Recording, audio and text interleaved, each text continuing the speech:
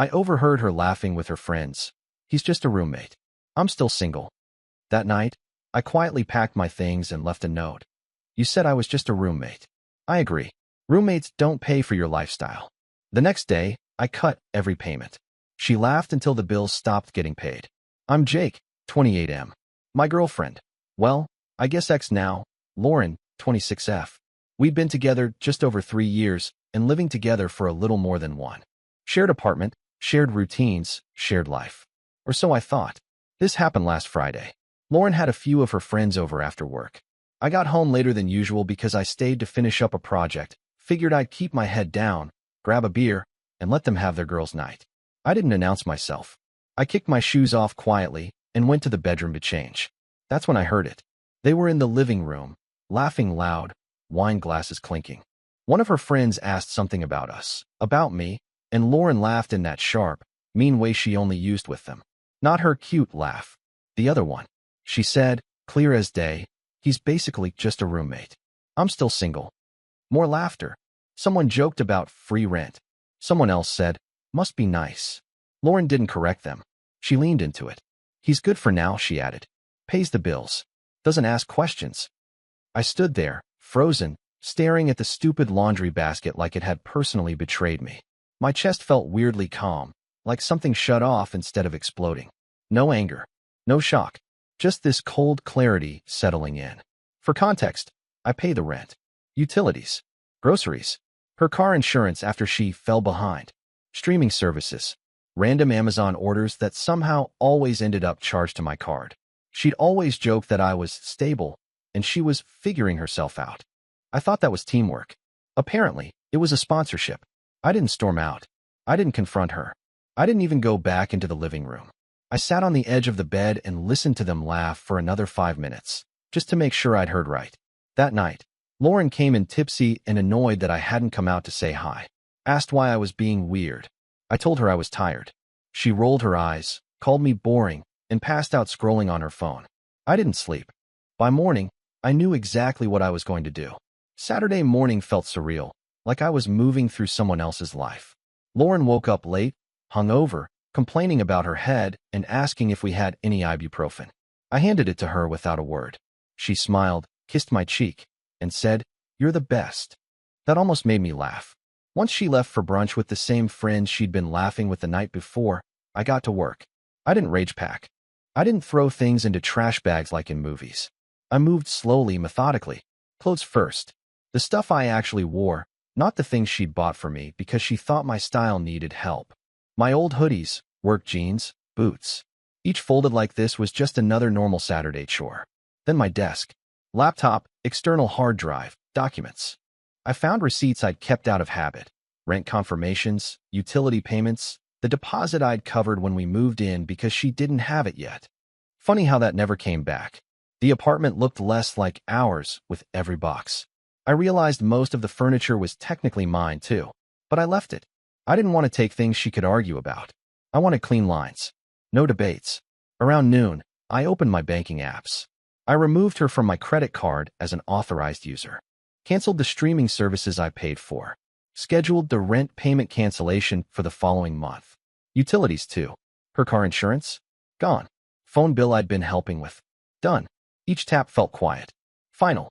I didn't drain accounts or do anything illegal.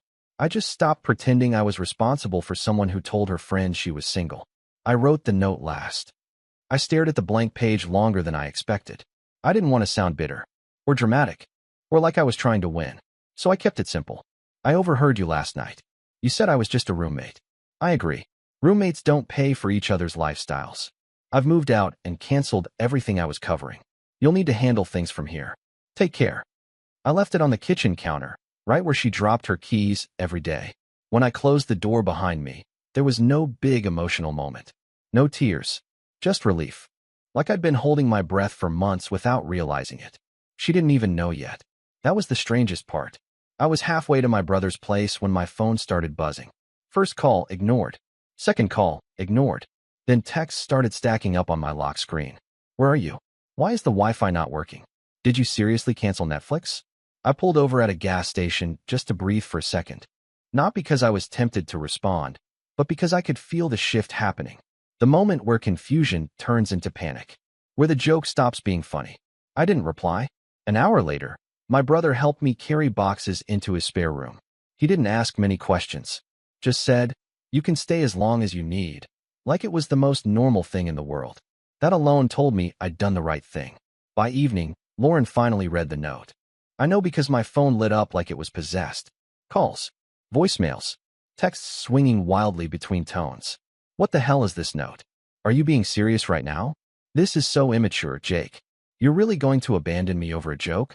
That one almost got me. Almost. Then came the follow-up. I can't even log into the electric account. There it was. Not why did you leave? Not I'm sorry. Not even can we talk. Just logistics. Just inconvenience. I finally replied once. One message. You said I was just a roommate. I'm treating it that way. She called immediately. I didn't answer. Instead, I listened to the voicemail she left 30 minutes later. Her voice had changed. Less sharp. More frantic. Jake, okay, I get it, you're upset. But this is extreme. You can't just cut everything off. I have rent due. I didn't mean it like that. They were joking. You know how they are. I sat on the edge of the bed, phone in my hand, feeling strangely steady. She wasn't apologizing for what she said. She was panicking because reality had arrived faster than she expected. Another text came in right after. Can you at least pay this month and we'll talk? That was the moment. Not the night I overheard her. Not the packing. Not the note. The moment I realized she didn't see me as a partner who'd been hurt. Just a safety net that had suddenly disappeared. And once you see that, you can't unsee it. By Sunday morning, she stopped pretending to be confused and switched straight to angry. I woke up to a paragraph-long text that read like a performance review. I can't believe you do this without talking to me first. This is financial manipulation. You're trying to control me because you're insecure. That one actually made me smirk. The irony was impressive. She followed it up with, my friends think this is a huge red flag, by the way. Of course they did. Apparently, those same friends had no issue with me being just a roommate, as long as the lights stayed on and the fridge stayed full. But the second I acted accordingly, I was the villain. Around noon, she showed up at my brother's place unannounced. I wasn't home. Thank God. My brother texted me, your ex is here. She's pissed. I asked what she said. He replied, she wants to talk like adults and also called you cheap. In the same sentence. That tracked. Later, I listened to another voicemail she left while pacing outside. Jake, this is insane. You're really going to blow up a 3-year relationship over something I said to my friends? Everyone vents. You're acting like I cheated or something. You're not innocent either, you know. You liked being needed. There it was. The rewrite. I liked paying her bills. I liked being minimized. I liked being invisible as long as I was useful. What she didn't realize was that the moment she said roommate, she'd already ended it. I just happened to hear the part she thought was private. By that evening, the tone changed again. Can you come back so we can talk face to face? This is embarrassing. Not heartbreaking. Not painful. Embarrassing. I imagined her explaining to the landlord why the rent wouldn't clear.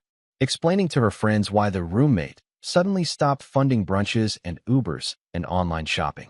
That night, I blocked her number. Not out of spite. Out of necessity. Because I knew if I let the conversation continue, she'd try to negotiate. To guilt. To twist it into a misunderstanding where I'd somehow end up paying one more month, just to be fair. And I was done being fair to someone who never saw me as equal. Monday was the first day it really hit her. I know because she emailed me. Not texted.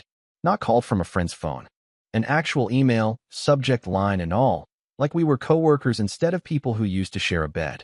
Subject, we need to handle this responsibly. She wrote that the rent payment must have glitched. That the landlord had reached out. That utilities were showing past due notices. That she hadn't realized how much I was handling. And that this was all very overwhelming. Still no apology. She framed it like a group project where one person suddenly stopped pulling their weight without warning. No acknowledgement that she'd publicly demoted me to a convenience. I didn't respond. By Tuesday, mutual friends started reaching out. Mostly her side. People I'd been polite to but never close with. Hey man, Lauren's really stressed. She didn't mean it like that. You know how she jokes. Funny how everyone understood her words except me, the person they were about. One friend suggested I be the bigger person and at least cover half the rent until things settle. I asked if Lauren planned to start treating me like a boyfriend again in exchange. No reply. That afternoon, I found out she tried to reverse some of the canceled payments. She couldn't. Everything was in my name. Always had been. She just never noticed. Or never cared. The real turning point came that night when my brother showed me something on his phone. A screenshot someone had sent him. Lauren had posted on her private story. When men can't handle jokes and decide to financially punish you instead, upside down face. That was it. No sadness. No self-reflection. Just spin. I felt something in me fully shut off then.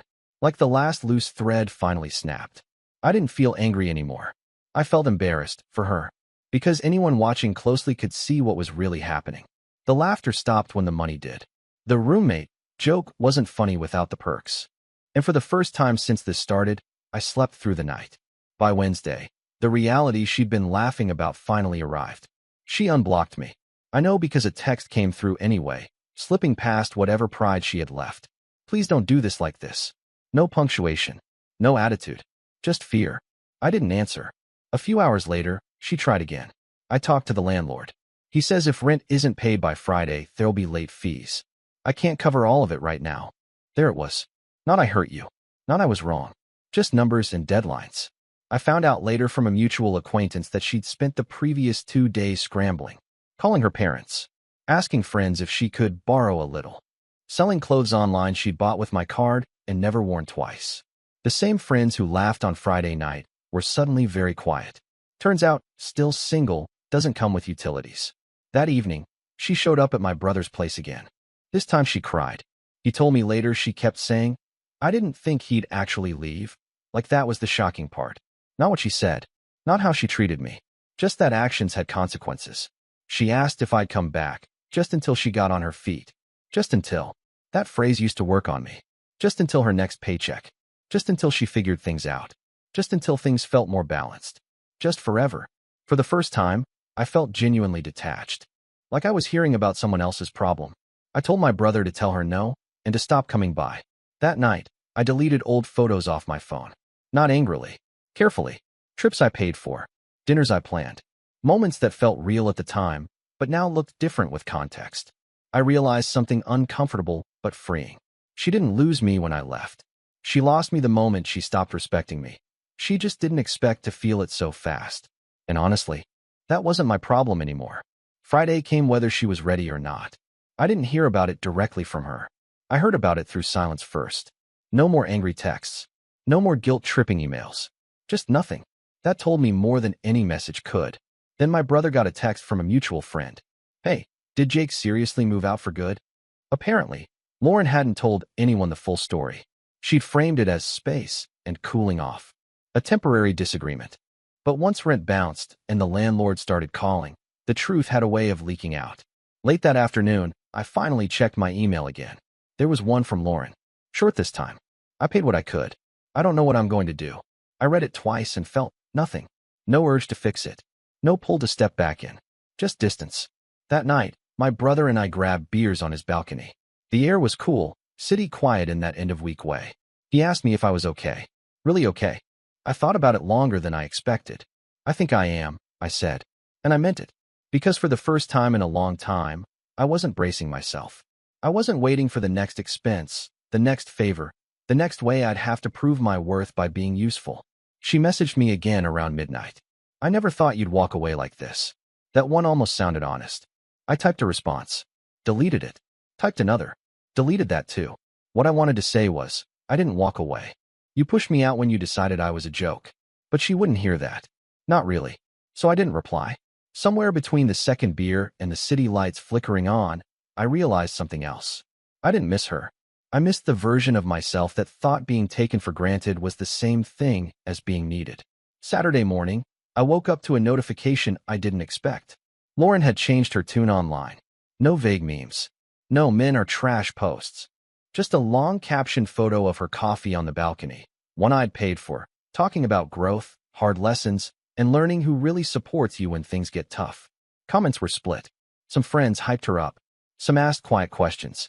A few said nothing at all.